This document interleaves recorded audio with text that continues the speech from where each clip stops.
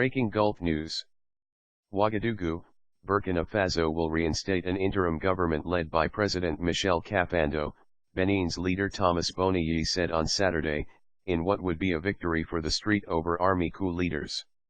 Seeking to end violent clashes between soldiers and protesters and salvage an October presidential election, African mediators held talks with junta head General Gilbert Diendere. "We may hope again," Boni Yayi told reporters after a third round of talks with Diendere.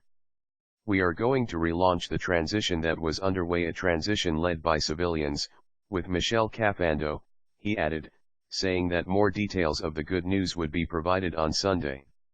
Senegal's President Macky Sall, who is also mediating in the crisis as head of regional bloc ECOWAS, did not comment after the talks. His office earlier confirmed he was seeking to broker Kafando's return to power. It was not clear if the alleged deal included amnesty for Diendere, a shadowy general who served as a spy chief under ousted President Blaise Compaoré.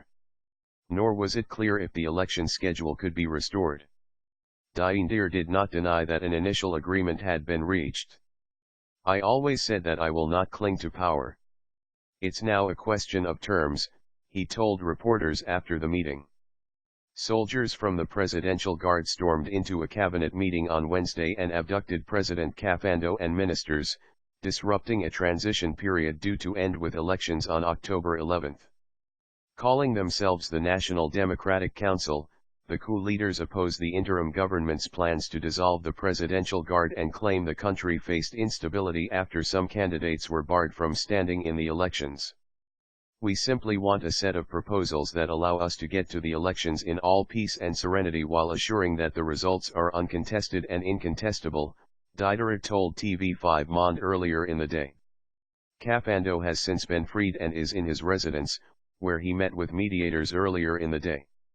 He has not spoken publicly since the coup was announced on Thursday.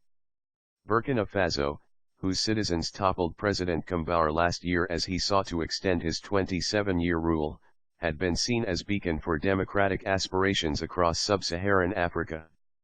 At least 10 people have been killed and more than 100 injured in street clashes with soldiers since the coup. Most of the casualties were treated for gunshot wounds.